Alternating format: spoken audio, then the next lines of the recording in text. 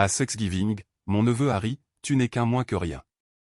Alors j'ai appelé en vidéo son patron, mon vieil ami, qui se demandait qui il allait licencier. Ce qui s'est passé ensuite a été brutal. Vous connaissez ces réunions de famille où tout le monde fait semblant que tout va bien, mais à la seconde où quelqu'un verse la sauce, tous les drames enfouis commencent à remonter à la surface? Oui, c'était notre Thanksgiving cette année.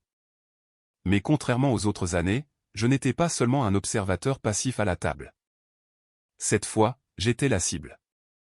Et je n'allais pas rester les bras croisés et encaisser.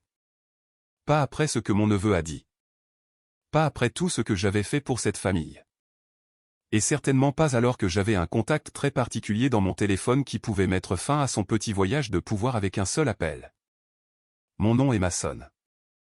J'ai 46 ans, je vis seul dans une banlieue calme à l'extérieur d'Austin, au Texas, et j'ai passé la majeure partie de ces 2 décennies à construire une vie que la plupart des membres de ma famille n'ont jamais vraiment comprise ni appréciée.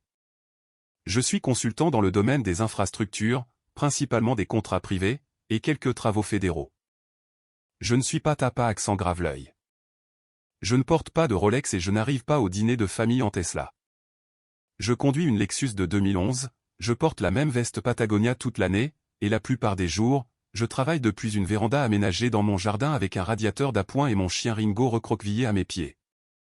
Pour le monde extérieur et surtout pour ma famille, j'ai probablement l'air d'un type discret qui n'a jamais réussi. Et cela m'a toujours convenu. Je n'ai jamais ressenti le besoin d'expliquer comment ma vie discrète était, en fait, le résultat de choix très délibérés. Je me suis lassé de l'agitation, des salons d'aéroport, des conversations fausses. J'ai pris suffisamment de bonnes décisions dans mes 30 ans pour pouvoir me laisser porter si je le voulais. Mais je prends encore quelques projets triés sur le volet par an, non pas pour gagner des euros, mais par curiosité. Ma sœur Véronica, cependant, n'a jamais cessé de me juger. Et maintenant que son fils aîné, Brandon, vient d'avoir 26 ans et a décroché un tout nouveau poste brillant dans la technologie, elle est convaincue qu'il est l'avenir de la famille. Ce sont ses mots, pas les miens. Thanksgiving chez ma sœur a toujours été un spectacle. Elle reçoit avec le genre d'enthousiasme performatif qui vous fait mal au visage à force de sourire. Il y a un marque-place à chaque siège, un plateau de dessert à 3 étages, des panneaux en ardoise personnalisés avec des mots comme gratitude, et la famille et tout. Et sous tout cela, un chaudron bouillonnant d'insultes subtiles, de jeux de statues et de surenchères discrètes qui ne semblent jamais manquer de carburant. J'ai envisagé de ne pas y aller cette année. Honnêtement, j'ai failli ne pas y aller chaque année, mais ma mère m'a demandé de venir. Elle a 78 ans et c'est la seule vraie raison pour laquelle je me présente à ce genre d'événement. Elle aime voir toute la famille réunie, même si c'est une démonstration dysfonctionnelle de joie forcée et d'agressivité passive. Et je sais qu'elle s'inquiète pour moi, du fait que je sois seul pendant les fêtes. Même si j'aime en fait ma solitude, pour elle, je suis venu. Je suis arrivé avec une bouteille de Malbec et mon énergie calme habituelle, faisant un signe de tête à mon beau-frère Dan en entrant. Il est inoffensif, plus un meuble qu'une personne dans ces rassemblements. Il a gloussé, m'a tendu un verre et a disparu pour retourner au barbecue, comme il le fait toujours. J'ai repéré Brandon presque immédiatement. Cheveux gominés en arrière, montre surdimensionnée, lunettes Apple Vision Pro encore autour de son cou comme une sorte d'écharpe de réalité virtuelle. Il parlait fort à un groupe de cousins d'un problème critique avec un client qu'il avait géré cette semaine-là. J'ai levé les yeux au ciel et j'ai marché vers le salon.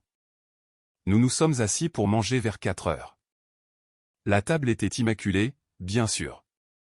Assiettes assorties, citrouilles miniatures, un menu écrit à la main. Véronica a toujours fait les choses en grand. Chacun a pris son tour autour de la table pour dire ce pourquoi il était reconnaissant. Une tradition que j'endure habituellement en silence. Mon tour est arrivé et j'ai donné une réponse simple. Je suis reconnaissant que maman soit là et que Ringo n'ait pas été aspergé par une autre moufette ce mois-ci. Cela a provoqué un rire poli de la part des cousins. Véronica a forcé un sourire. Brandon a levé les yeux au ciel. Puis c'est arrivé. Pas la grande explosion. Pas encore, mais le moment où j'aurais dû savoir que cette année serait différente. Brandon s'est penché en avant, avec un sourire narquois. « Oncle Mason » a-t-il dit assez fort pour que toute la table entende. « Que fais-tu exactement déjà ?» Je n'arrête pas d'oublier. Or, ce n'était pas la première fois que Brandon me demandait cela. C'était, cependant, la première fois qu'il le faisait avec ce ton. Celui que les enfants utilisent quand ils pensent qu'ils sont finalement plus intelligents que vous. Le ton d'un jeune loup de la technologie en pleine ascension qui vient de découvrir les options d'achat d'actions et qui pense que quiconque n'a pas un badge bleu dans une jeune entreprise gaspille de l'oxygène. J'ai souri calmement. La même chose que je fais depuis des années. Je suis consultant sur des projets d'infrastructure. Quel genre de projet, a-t-il insisté? J'ai travaillé sur les extensions de l'autoroute il y a quelques années, sur des travaux de réseau de distribution plus récemment, principalement de la stratégie de projet, des cadres de conformité et de l'optimisation budgétaire. Il a cligné des yeux. Donc, comme des feuilles de calcul. Parfois, ai-je dit, toujours en souriant. Mais le genre de feuilles de calcul qui font tourner les villes. Il a ri. Ouah. D'accord, donc tu es en gros le gars derrière le gars qui parle au gars. Quelques petits rires. Son jeune frère, Mason Junior, oui, ils l'ont nommé d'après moi, avait l'air mal à l'aise. Ma mère m'a donné une petite tape douce sur la main comme si elle savait que je me retenais. Véronica a simplement siroté son vin et a fait semblant de ne pas entendre. Je voulais laisser couler. Vraiment. Mais Brandon n'avait pas fini. Honnêtement, a-t-il ajouté en piquant un morceau de dinde. Je ne comprends pas pourquoi quelqu'un d'intelligent comme toi n'a jamais rien construit de réel. Tu fais juste de la consultation. C'est comme être un professeur remplaçant mais pour les entreprises. La pièce est devenue silencieuse. Maintenant, voici la chose. Je n'ai pas besoin de validation. Ni de lui, ni de Véronica, ni de quiconque à cette table, mais il y a une ligne fine entre être humble et être humilié. Et Brandon essayait de la franchir. Alors j'ai pris une lente gorgée de vin, j'ai croisé son regard et j'ai dit, tu sais, Brandon, tout le monde n'a pas besoin de construire une application qui échoue en 2 ans juste pour se sentir important. Le silence est devenu plus lourd. Il a de nouveau ri, essayant de balayer la remarque. Détends-toi, oncle Mason. Je dis juste que dans le monde d'aujourd'hui, soit tu innoves, soit tu es laissé pour compte. J'ai regardé autour de la table. Personne n'intervenait, pas même Dan. Typique. Mais ensuite, Brandon a dit la seule chose qui a fait basculer l'interrupteur en moi. La chose qui a tout déclenché. Il s'est adossé à sa chaise, m'a regardé droit dans les yeux et a dit, soyons réalistes. Tu n'es qu'un moins que rien qui a trouvé son confort. C'était fini. Ma mâchoire s'est serrée, mais je n'ai pas élevé la voix. Je n'ai pas discuté. Je n'en avais pas besoin parce que ce que Brandon ne savait pas, ce que personne à cette table ne savait, c'était que j'avais parlé à son patron au cours des 3 derniers mois. Son patron, Eric, était un vieil ami d'université à moi. Nous nous étions revus lors d'une conférence en juillet, avions dîné ensemble, parlé de travail, rattrapé le temps perdu sur la vie, et la semaine dernière, Eric m'avait appelé pour me parler d'un employé à problème qui se relâchait. Montrait de l'arrogance et divulguait possiblement des données confidentielles par des canaux non approuvés. Il n'a jamais dit le nom, mais après ce commentaire, j'avais le fort pressentiment de savoir exactement de qui il s'agissait. J'ai regardé Brandon de l'autre côté de la table et j'ai souri. Je suis sûr que ton patron serait fier de la façon dont tu te comportes, Brandon, ai-je dit doucement. Comment s'appelle-t-il déjà? Eric Wilkins. Son visage s'est figé. Sa fourchette s'est arrêtée en l'air. Tu connais Eric? J'ai hoché la tête. Un vieil ami, on jouait au rugby ensemble à l'université. On se parle de temps en temps. En fait, nous nous sommes parlé la semaine dernière. Le sang a déserté son visage. Véronica a eu l'air confuse. Qu'est-ce que ça a à voir avec quoi que ce soit, a-t-elle demandé, la voix plus tranchante maintenant. Oh, rien, ai-je dit d'un ton léger. On prenait juste des nouvelles. Il a mentionné qu'il évaluait quelques personnes. Il a dit que l'une d'entre elles se croyait tout permis. Brandon a soudain eu l'air de quelqu'un à qui on avait échangé sa dinde contre une grenade dégoupillée. Je n'ai rien dit d'autre. Pas encore. Mais à ce moment-là, avec l'air lourd et tout le monde soudainement en alerte, j'ai su que le vent avait tourné. Et que s'est-il passé ensuite? Eh bien, disons simplement que Thanksgiving n'était pas encore terminé. Brandon a à peine parlé pour le reste du dîner. Il poussait sa nourriture avec sa fourchette comme un enfant à qui on venait d'annoncer que la récréation était annulée, n'établissant presque aucun contact visuel avec personne. De temps en temps, je le surprenais en train de regarder dans ma direction avec ce mélange de confusion et de panique, comme s'il essayait de faire le calcul dans sa tête. À quel point oncle Mason est-il proche d'Eric? Qu'est-ce qu'Eric a dit sur moi? Est-ce que j'ai bousillé quelque chose? Je ne lui ai rien donné. Juste des banalités avec ma mère. Quelques rires polis avec les cousins. Je n'allais pas déballer ça à table, mais la dynamique de pouvoir avait changé et il le savait. Le gamin qui venait de me traiter de moins que rien vérifiait soudainement son téléphone sous la table comme si c'était une bouée de sauvetage. Après le dessert, que Véronica a d'ailleurs introduit avec un discours sur le travail acharné et la jeune ambition, clairement destinée à être une lettre d'amour à peine voilée à Brandon, les gens ont commencé à se séparer en petits groupes. Football dans la salle de jeu, café dans la cuisine. Certains des plus jeunes enfants étaient dehors dans le jardin à taper dans un ballon de football. J'ai erré dans le salon et je me suis assis près de la cheminée, prenant un moment pour décompresser. Ma mère est venue s'asseoir à côté de moi, posant doucement sa main sur mon bras. « Tu vas bien ?» a-t-elle demandé doucement. J'ai hoché la tête. « Oui, juste fatigué. » Elle a regardé vers Brandon, qui était dans la cuisine avec Véronica. « Il n'avait pas à dire ça » a-t-elle murmuré. « Tu n'es pas un moins que rien, Mason. » Je suis désolé qu'il ait dit ça. J'ai tapoté sa main. C'est d'accord, maman. Vraiment. Mais à l'intérieur, je n'allais pas bien. Je n'en étais même pas proche. Vous voyez, j'aurais pu laisser les choses s'arrêter là. J'aurais pu rentrer chez moi, mettre ça sur le compte d'une autre réunion de famille gênante, et passer à autre chose. Mais quelque chose dans la façon dont Véronica m'avait regardé quand elle avait dit « Qu'est-ce que ça a à voir avec quoi que ce soit ?» Comme si mon opinion n'avait pas d'importance. Comme si ma connexion ne pouvait absolument pas avoir de poids. Cela m'est resté en travers de la gorge. Et quelque chose dans la suffisance de Brandon, cette certitude que tout lui est dû, ce manque total de respect pour quiconque n'était pas impressionné par son profil professionnel, a allumé un feu. Je suis resté environ 1 heure de plus, principalement par courtoisie pour ma mère. Mais l'atmosphère avait changé. Brandon n'arrêtait pas d'entrer et de sortir de la pièce en trombe, chuchotant à Véronica. À un moment donné, je l'ai vu me jeter un coup d'œil, puis taper quelque chose sur son téléphone avec des pouces rapides, probablement en train de lui envoyer un message, juste pour s'excuser et arranger les choses, mais il ne l'a jamais fait. Quand je me suis finalement levé pour partir, Véronica s'est approchée de moi à la porte. « Merci d'être venu » a-t-elle dit.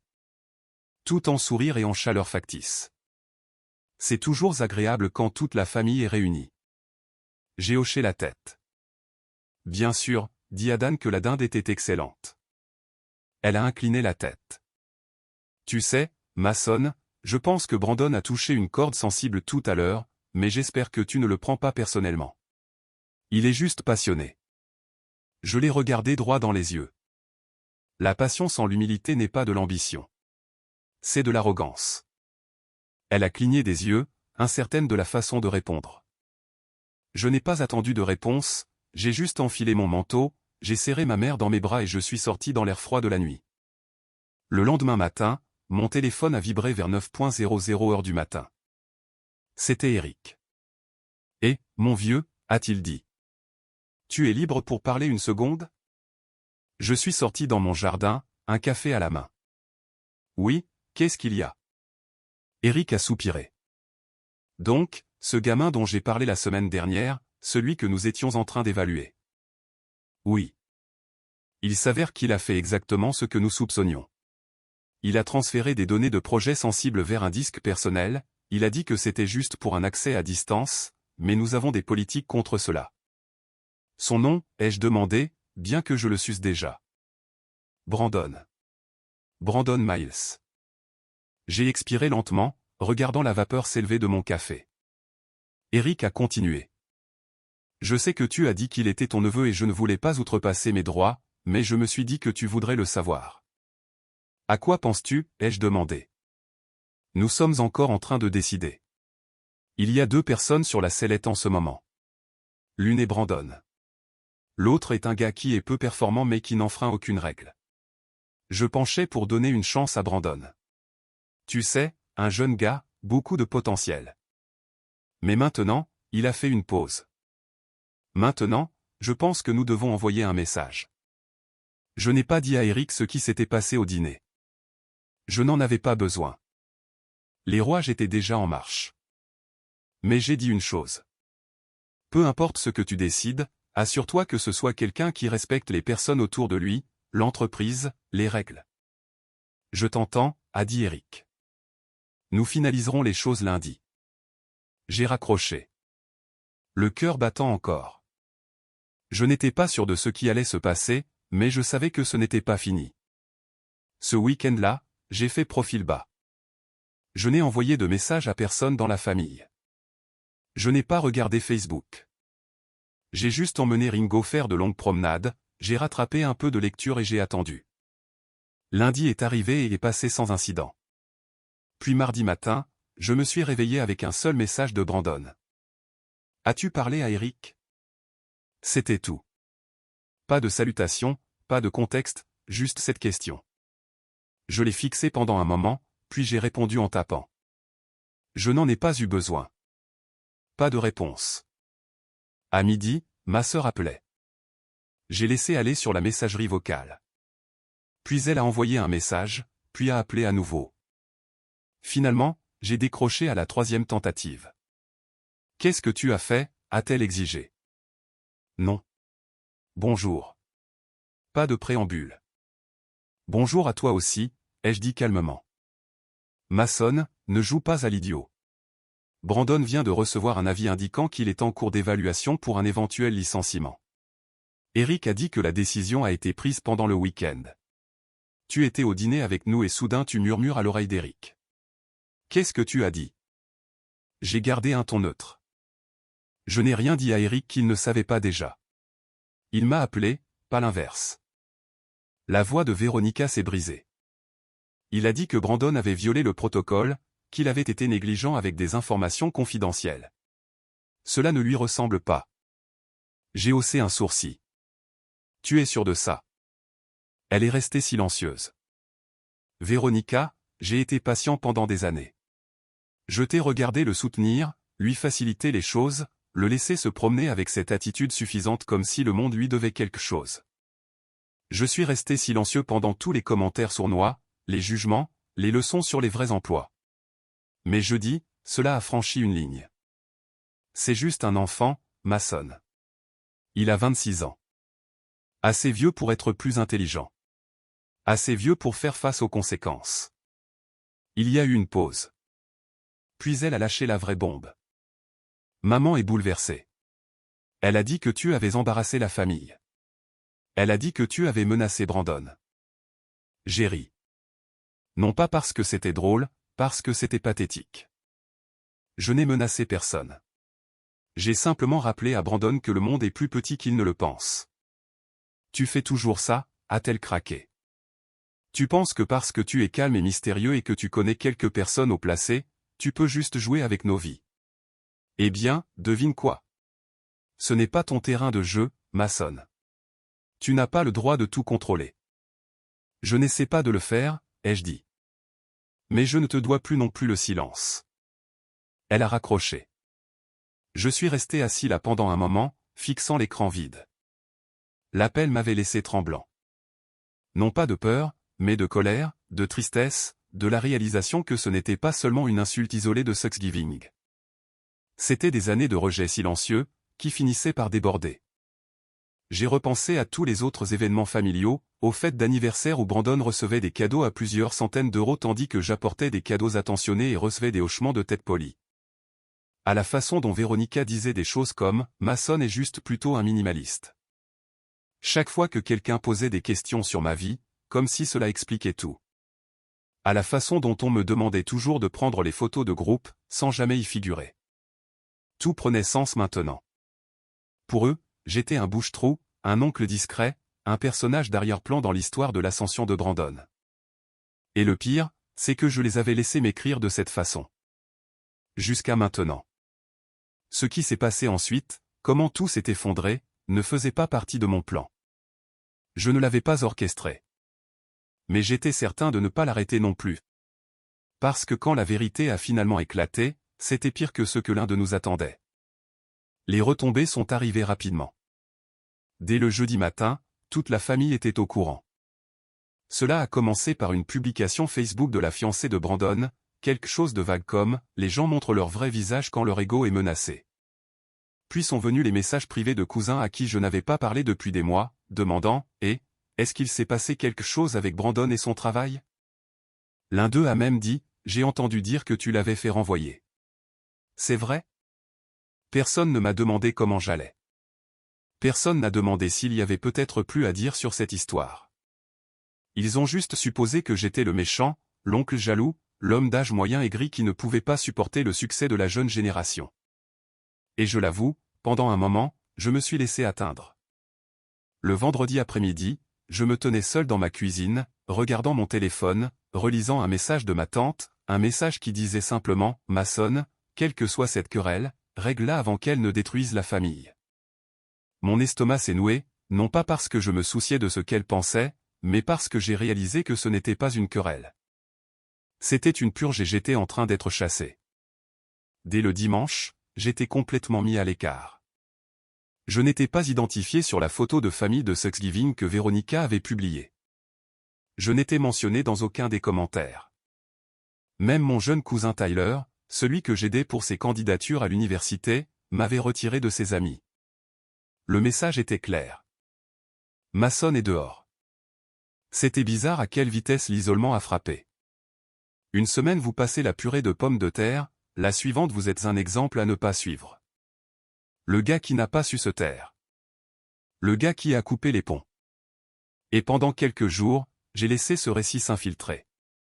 J'ai arrêté de vérifier mes messages, j'ai sauté mes promenades matinales avec Ringo, j'ai à peine touché aux pâtes que j'avais préparées le dimanche soir. J'ai même envisagé d'envoyer un courrier électronique à Eric pour lui dire qu'il avait peut-être fait une erreur, que Brandon ne méritait pas de tout perdre pour un seul faux pas, que j'avais peut-être trop remué le couteau dans la plaie. Mais je ne l'ai pas fait. Parce que quelque part sous toute la culpabilité et la solitude, je ressentais quelque chose de plus fort. Du soulagement. Je ne faisais plus semblant. Je ne souriais plus à travers des dents serrées pendant que des gens qui savaient à peine ce que je faisais dans la vie portaient un jugement sur ma valeur. Je ne jouais plus le rôle de l'oncle humble pendant que Brandon donnait de grandes conférences à table. Pour la première fois depuis longtemps, j'étais juste moi. Plus de script. Plus de hochements de tête d'approbation. Et dans ce silence, dans la douleur de l'exclusion, quelque chose a commencé à changer. Le lundi, je me suis réveillé tôt et je suis allé courir. Pas un footing, une course. Le cœur battant, les poumons brûlants, Ringo sprintant à mes côtés. Je me suis poussé sur 5 miles, je suis rentré trempé de sueur et je me suis effondré sur le sol avec un sourire qui m'a surpris moi-même. À midi, j'étais de retour dans mon bureau, la véranda avec le radiateur d'appoint et la cafetière à piston, et j'ai commencé à trier mes anciens dossiers de projet, des propositions à moitié terminées, des courriers électroniques sans réponse. Des opportunités que j'avais laissées en suspens trop longtemps. Et puis, comme un coup de tonnerre, je me suis souvenu d'un courrier électronique d'il y a 6 mois, auquel je n'avais pas donné suite. Il venait d'une jeune entreprise de Denver travaillant sur des ponts modulaires à haute efficacité pour les comtés ruraux. Quelque chose qui était en plein dans mes cordes à l'époque. Je l'avais ignoré. Trop de bruit familial. Trop de peut-être plus tard. J'ai ouvert le courrier électronique, lu la proposition et cliqué sur répondre. Toujours intéressé par une collaboration? J'ai de la disponibilité et des idées. J'ai appuyé sur envoyer. Ce petit acte, cette décision délibérée est devenue la première brique de ce qui allait devenir discrètement le chapitre le plus gratifiant de ma carrière. La semaine suivante, j'ai réservé un court voyage à Denver, j'ai payé le voyage avec mes propres euros, j'ai rencontré l'équipe, j'ai parlé affaires, j'ai lancé des idées autour d'un café. Ils étaient jeunes, brillants et enthousiastes, mais manquaient d'expérience du monde réel. J'ai proposé de les rejoindre en tant que conseiller stratégique à temps partiel. Ils ont accepté sur le champ. 2 semaines plus tard, nous avions envoyé une proposition pilote à 3 comtés du Colorado. À Noël, nous avions le feu vert dans l'un d'eux. Pendant que ma famille fêtait et faisait semblant que je n'existais pas, j'étais plongé jusqu'au cou dans des schémas d'ingénierie et des optimisations budgétaires, et j'adorais chaque seconde de cela. C'est drôle comment les choses fonctionnent. Je n'ai rien publié à ce sujet. Je n'ai pas envoyé de courrier électronique à la famille pour dire « Regardez ce que je fais ». J'ai juste travaillé calmement, patiemment, laissant les résultats parler d'eux-mêmes. Pendant ce temps, le silence de ma famille s'étirait. Ma mère a appelé la veille de Noël. Elle le fait toujours. Elle a dit que je lui manquais. Elle a demandé si je mangeais assez. Elle a dit qu'elle ne voulait pas choisir de camp, mais que les choses avaient dégénéré. Je pouvais entendre la tension dans sa voix. Cette tristesse d'une mère regardant ses enfants s'éloigner les uns des autres. Je ne comprends tout simplement pas pourquoi il jetterait un si bon travail, a-t-elle dit doucement. Brandon avait tout pour lui. J'ai soupiré. C'est ça le problème, maman. Il pensait qu'il ne pourrait jamais le perdre. Il y a eu une pause. As-tu vraiment parlé à son patron? Je n'en ai pas eu besoin, ai-je répété. Ses propres actions ont parlé d'elles-mêmes. Elle n'a pas insisté, a juste dit qu'elle m'aimait et que la porte était toujours ouverte. Cette nuit-là, je me suis assis sur le canapé avec Ringo, une couverture sur les épaules, et une tasse de cidre chaud dans les mains. J'ai regardé le film La vie est belle, et pour la première fois depuis des années, la fin n'avait pas l'air d'une fiction. Vous voyez, pendant la majeure partie de ma vie, j'avais laissé les gens me définir par ce que je n'étais pas. Pas marié, pas assez ambitieux, pas accent grave-l'œil, pas assez prospère, pas bruyant, pas assez confiant. Mais lentement, jour après jour, je me souvenais de qui j'étais réellement. Le gars qui maintenait les projets dans les délais et le budget. Le gars qui aidait les comtés à reconstruire des ponts après des tempêtes. Le gars qui a remboursé le prêt hypothécaire en euros de maman sans jamais le mentionner. Le gars qui a un jour encadré un jeune à travers ses études et qui dirige maintenant un cabinet d'urbanisme. Je n'étais pas un moins que rien. J'étais juste discret. Et maintenant, j'en avais fini d'être discret sur les choses qui comptaient. Janvier est arrivé avec une fureur de tempête de neige à travers le Midwest. Et soudain, notre projet pilote était cité dans les discussions de préparation aux urgences à l'échelle de l'État. Le pont modulaire que nous avions aidé à concevoir a tenu bon lors d'une crue soudaine qui en a emporté 2 autres à proximité. Eric m'a envoyé un message avec un lien vers le reportage des informations locales avec un simple « C'est ton travail, mon vieux. Fier de toi ». J'ai souri. Puis j'ai reçu un autre message de quelqu'un que je n'attendais pas. « Brandon, as-tu une minute pour parler ?» J'ai fixé l'écran pendant un long moment. Je n'avais pas eu de ses nouvelles depuis cet unique message « As-tu parlé à Eric ?» il y a des semaines. Pas d'excuses, pas d'explications, juste le silence. Et maintenant, il reprenait contact. Je n'ai pas répondu tout de suite. Au lieu de cela, j'ai fermé mon téléphone, j'ai marché vers la fenêtre et j'ai regardé la rue enneigée en bas. Ringo a aboyé doucement à côté de moi, la queue battante. Je n'étais plus l'homme assis dans l'ombre. Je m'élevais calmement, régulièrement, mais la question persistait dans mon esprit. Pourquoi maintenant? Que voulait Brandon? Qu'est-ce qui allait suivre? Et étais-je prêt pour cela? Le message de Brandon restait là comme un fantôme. Simple, sans prétention, mais il portait le poids de tout ce qui n'avait pas été dit. As-tu une minute pour parler? Je n'ai pas répondu. Non pas parce que je n'avais rien à dire. J'en avais, et ce n'était pas poli. Mais la vérité est que j'avais dépassé le besoin d'attendre quoi que ce soit de lui. Je ne voulais pas d'excuses enveloppées dans de la manipulation. Je n'avais pas besoin d'un « j'ai tout gâché », mais tu as surréagi, toi aussi prononcé à contre-cœur. Je n'étais pas intéressé par l'idée d'ouvrir la porte juste pour être jugé à nouveau. Alors, j'ai attendu. 2 jours plus tard, il a renvoyé un message. S'il te plaît, je veux juste parler. Toujours, je n'ai rien dit. Puis le 3e message est arrivé. Oncle Mason, je suis dans une mauvaise passe. J'ai besoin de ton aide. Je jure que ce n'est pas à propos de Thanksgiving. Celui-là m'a fait faire une pause car il sonnait vrai. Je ne m'y fiais pas. Pas encore. Mais c'était suffisant pour que je réponde avec un seul mot. Appel. Pas de formule de politesse, pas de symbole, juste la proposition. S'il voulait parler, il pouvait le faire avec sa voix. Il a appelé dans les 30 secondes. J'ai laissé sonner 1 fois, 2 fois, puis j'ai décroché. Sa voix était tendue, mais il essayait trop de paraître détendu. Et, merci d'avoir répondu. Je n'ai rien dit. Je sais que les choses sont devenues bizarres, a-t-il continué maladroitement. Et je sais que j'ai dépassé les bornes, mais je ne voulais vraiment pas te manquer de respect. Je ne sais pas. Je pensais que tu étais d'accord avec les blagues. Je ne savais pas que tu connaissais Eric. Toute cette histoire m'a pris au dépourvu. C'était là. Pas de j'avais tort. Pas de je regrette la façon dont je t'ai traité. Juste je ne savais pas que tu avais du pouvoir. Je suis resté silencieux. Brandon s'est éclairci la gorge. Écoute, je suis dans le pétrin. Vraiment dans le pétrin. Après l'évaluation, Eric ne m'a pas seulement laissé partir. Il a signalé l'incident à l'équipe juridique de l'entreprise. Il a dit que cela violait les termes du contrat. Maintenant, ils font pression pour récupérer des dommages et intérêts en euros suite à la faille de sécurité. J'ai cligné des yeux. Attends, ils te poursuivent en justice? Pas directement, s'est-il précipité. Oui, mais on en parle. Et le pire, c'est que je n'arrive pas à trouver un nouveau travail. Tout le monde fait le mort ou me rejette à la dernière minute. Je pense qu'Eric a mis quelque chose dans mon dossier, comme un drapeau rouge. Personne ne le dit, mais je peux le sentir. Les portes se ferment. Mon esprit s'est emballé. Cela ne ressemblait pas à Eric. Il était ferme mais juste. Il ne mettrait pas un gars sur liste noire à moins qu'il n'y ait plus à dire sur l'histoire. Pourquoi m'appelles-tu, ai-je demandé. Brandon a hésité.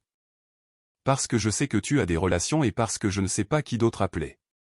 Maman panique. Papa est inutile. Et je.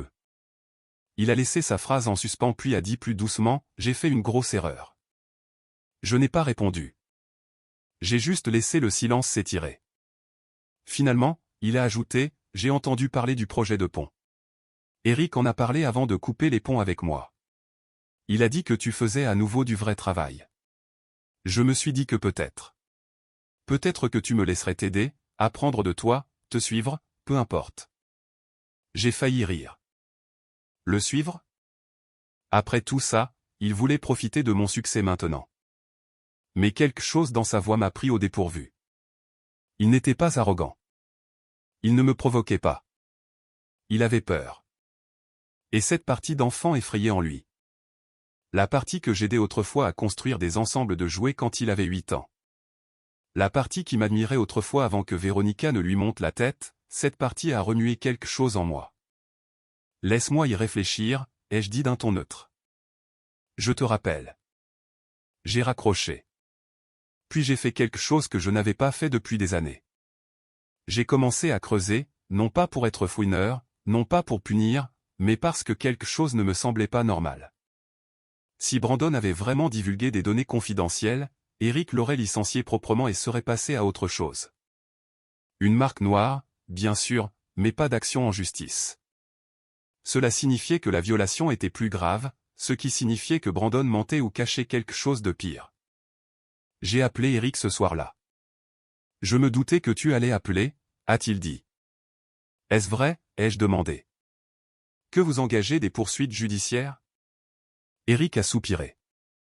Nous ne le voulions pas, mais une fois que nous avons commencé à vérifier ses comptes, nous avons trouvé quelque chose de plus gros. Il n'a pas seulement transféré des données vers son propre disque. Il a transféré des documents de conception exclusifs à un concurrent. Mon estomac s'est noué. Attends, quoi? Le ton d'Eric s'est durci.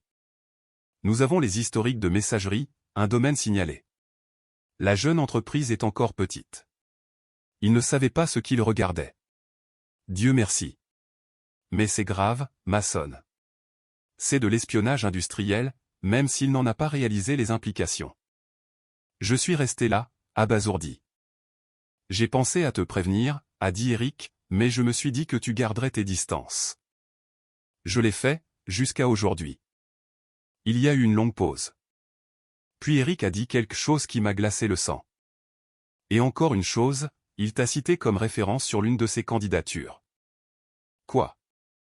Oui. Il a prétendu avoir travaillé avec toi sur quelques projets confidentiels dans le passé. Il a même mentionné le pilote de pont modulaire. Je ne l'ai repéré que parce que quelqu'un d'un comité d'embauche a pris contact pour vérifier. J'ai senti la colère monter comme une marée. C'était donc ça le jeu. Brandon ne cherchait pas seulement de l'aide. Il essayait de s'approprier ma crédibilité, de se faufiler dans ma voie sous couvert d'apprendre de moi.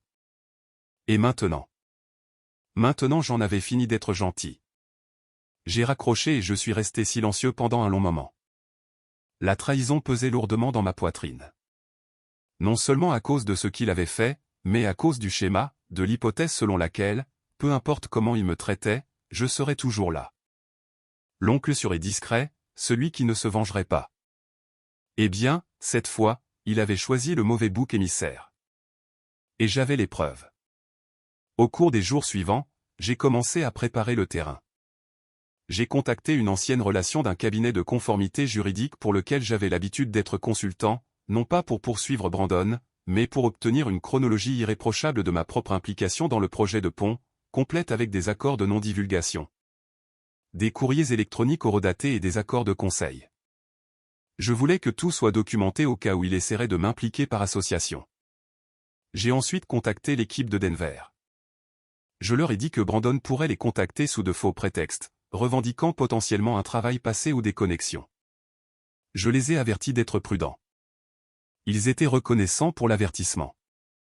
Ensuite, j'ai organisé une rencontre avec un journaliste que je connaissais depuis des années, quelqu'un qui écrivait pour un journal économique régional. Nous avions parlé dans le passé de faire un article sur les innovations des infrastructures publiques et privées. Je lui ai dit que j'étais prêt. Mais cette fois, je ne voulais pas seulement mettre en lumière le pont. Je voulais parler d'intégrité, de contributeurs silencieux, de la façon dont la confiance peut faire ou défaire un projet. Il était intrigué. Y a-t-il une histoire derrière l'histoire, a-t-il demandé. Pas une que je sois prêt à nommer, ai-je répondu. Mais disons simplement que certaines leçons s'apprennent à la dure. Nous avons fixé la date de l'entrevue à la semaine suivante. Et finalement, avec toutes les pièces d'échec en mouvement, j'ai préparé un dernier coup. J'ai rédigé un message à Brandon. Court, poli, précis. Brandon, après notre récente conversation, j'ai examiné ta situation de plus près. J'ai depuis appris que tu m'as cité comme référence sans ma permission et que tu as revendiqué ton implication dans des projets où tu n'avais aucun rôle. C'est inacceptable. Je te demande formellement de retirer mon nom de tout document professionnel ou de toute correspondance à l'avenir. Si tu ne le fais pas, j'entreprendrai une action formelle pour protéger ma réputation professionnelle. J'espère que tu trouveras de la clarté en cette saison difficile, mais je ne ferai plus partie de ton histoire. Mason. J'ai cliqué sur envoyer.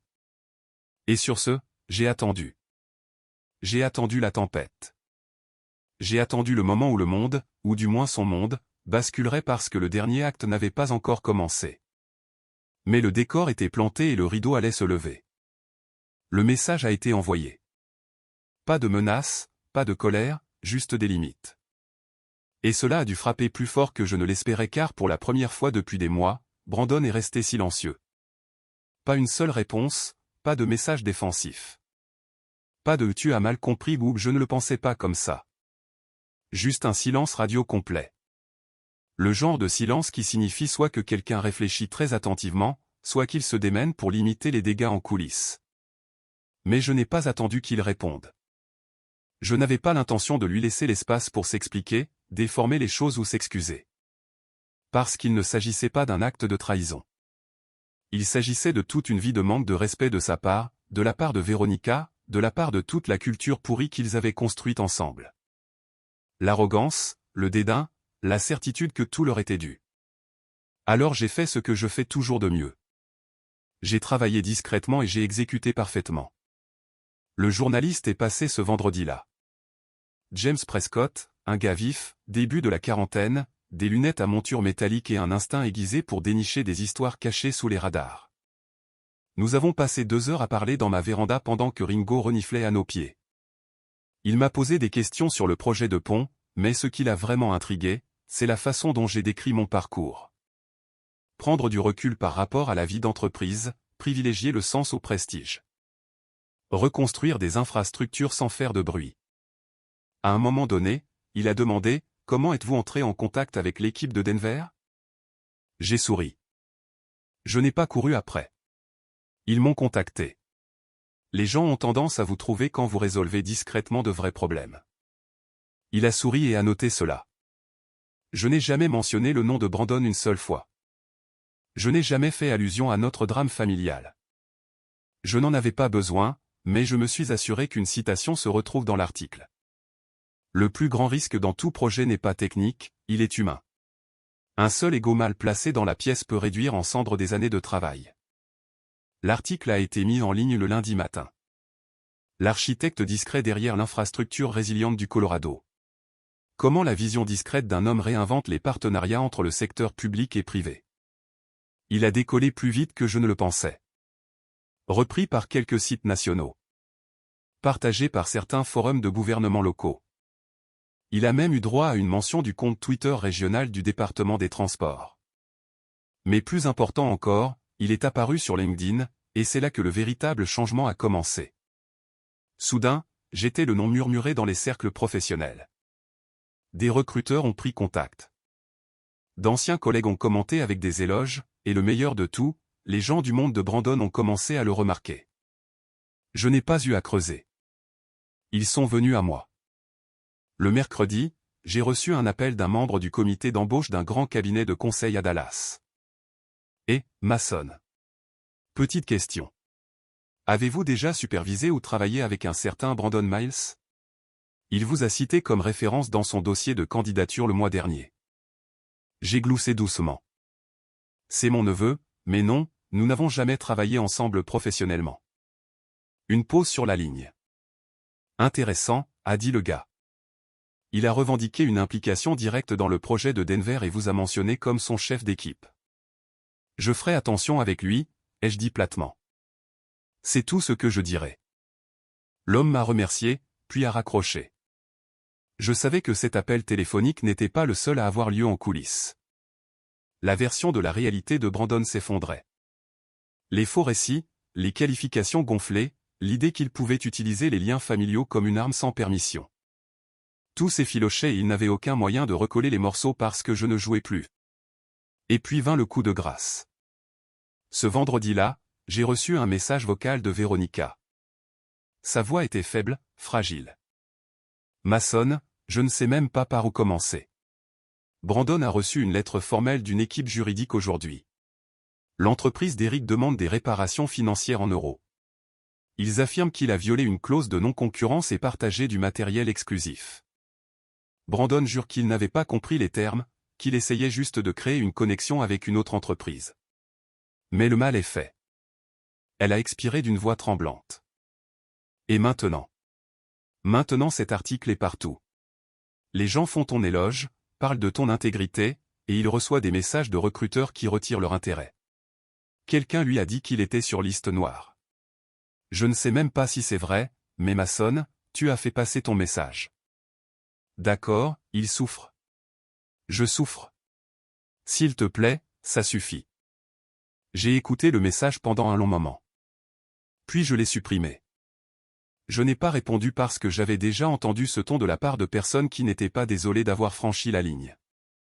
Juste désolées d'avoir été prises en train de le faire. Brandon ne souffrait pas parce que je l'avais ruiné.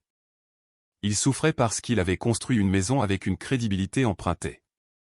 Et j'avais finalement repris mes briques. Et Véronica, elle n'appelait pas pour la paix. Elle appelait pour la pitié. Mais la pitié est quelque chose que l'on gagne quand on fait preuve d'humilité, pas quand on réalise que son garçon en or n'est humain après tout. 2 semaines plus tard, j'ai reçu une lettre par la poste. Écrite à la main. Pas d'adresse de retour, mais j'ai reconnu l'écriture. Brandon. Oncle Mason, je ne sais pas comment réparer ce que j'ai cassé.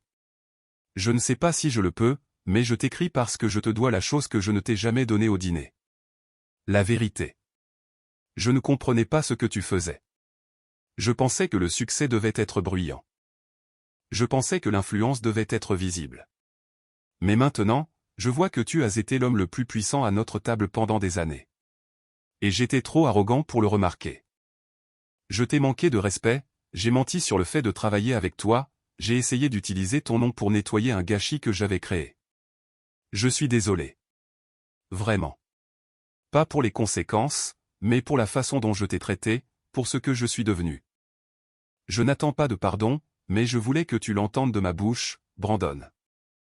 J'ai plié la lettre et je l'ai posée sur mon bureau. Puis je me suis adossé et j'ai respiré. Pas par triomphe, mais par paix. Pour la première fois depuis des années, j'avais l'impression d'être enfin sorti de l'ombre dans laquelle il m'avait peint, pour redevenir la personne que j'avais discrètement toujours été. Pas aigri, pas bruyant, juste concentré. Un homme qui connaît sa valeur et qui s'assure que les autres la connaissent aussi. Je n'ai jamais répondu à la lettre de Brandon. Pas par cruauté, mais parce que parfois, le silence est la réponse la plus claire. Quelques mois plus tard, j'ai été invité à prendre la parole lors d'un sommet régional sur les infrastructures. Pas un discours principal. Je ne suis pas ce genre de gars. Juste une table ronde sur la conception modulaire et les modèles de financement intelligents. Le genre d'innovation discrète que personne ne remarque jusqu'à ce qu'un pont tienne bon pendant une tempête. Avant que je ne monte sur scène, un jeune ingénieur s'est approché de moi, les yeux brillants, enthousiaste. Et, je voulais juste dire que votre histoire m'a vraiment inspiré. J'ai lu un article sur vous dans le journal. La façon dont vous avez tout géré, c'est le genre d'intégrité sur lequel je veux construire ma carrière. Je lui ai serré la main, j'ai souri et j'ai dit, alors vous êtes déjà sur la bonne voie. Et quand je suis monté sur cette scène, je ne pensais pas à Brandon ou à Véronica, ni à aucune des personnes qui avaient l'habitude de me regarder de haut. Je pensais au travail, à l'héritage et à une vérité toute simple. Parfois, la meilleure vengeance est de devenir l'homme qu'il disait que vous ne seriez jamais.